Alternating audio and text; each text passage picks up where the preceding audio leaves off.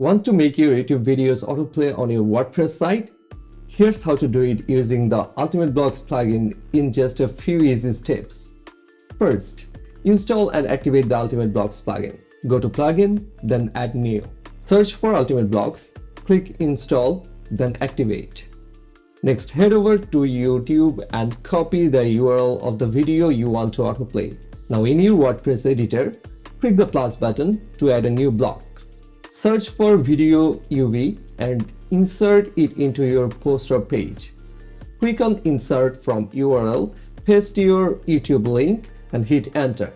Then, on the right sidebar, you will see the block settings. Toggle on the Autoplay option.